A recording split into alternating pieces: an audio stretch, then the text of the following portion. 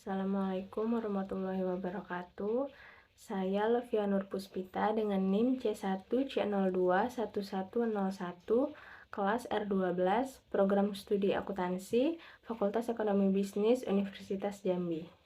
Di sini saya akan mempresentasikan hasil kerja saya yang berjudul Konsep dan Dasar Hukum Pajak Penghasilan. Pengertian pajak penghasilan.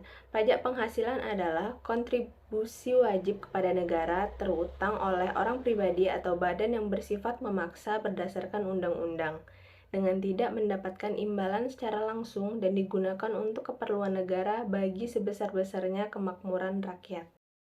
Dasar hukum pajak penghasilan. Yang pertama, Undang-Undang Nomor 7 Tahun 1983 yang telah disempurnakan dengan Undang-Undang Nomor 7 Tahun 1991.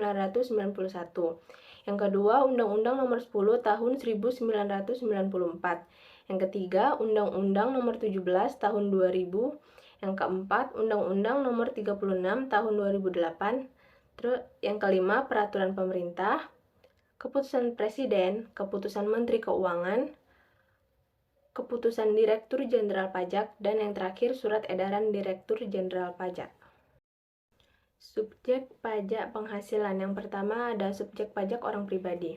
Di sini orang pribadi sebagai subjek pajak dapat bertempat tinggal atau berada di Indonesia atau di luar Indonesia. Yang kedua, subjek pajak warisan yang belum terbagi sebagai satu kesatuan menggantikan yang berhak. Maksudnya di sini adalah warisan yang belum terbagi sebagai satu kesatuan merupakan subjek pajak pengganti, menggantikan mereka yang berhak, yaitu ahli waris. Penunjukan warisan yang belum terbagi sebagai subjek pajak pengganti dimaksudkan agar pengenaan pajak atas penghasilan yang berasal dari warisan tersebut tetap dilaksanakan. Yang ketiga ada subjek pajak badan. Badan adalah sekumpulan orang atau modal yang merupakan kesatuan, baik yang melakukan usaha maupun tidak melakukan usaha yang meliputi perseroan terbatas, perseroan komanditer, perseroan lainnya, badan usaha milik negara atau badan usaha milik daerah dengan nama dan dalam bentuk apapun. Yang keempat ada subjek pajak bentuk usaha tetap atau BUT. Bentuk usaha tetap adalah bentuk usaha yang dipergunakan oleh orang pribadi yang tidak bertempat tinggal di Indonesia.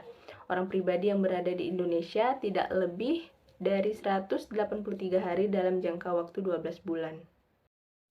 Objek pajak penghasilan. Yang pertama ada hadiah dari undian atau pekerjaan atau kegiatan dan penghargaan.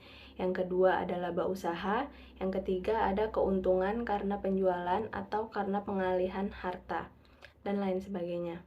Ada juga penggantian atau imbalan yang berkenaan dengan pekerjaan atau jasa yang diterima atau diperoleh, termasuk gaji, upah, tunjangan, honorarium, komisi, bonus, gratifikasi, uang pensiun, atau imbalan dalam bentuk lainnya, kecuali ditentukan lain dalam undang-undang ini.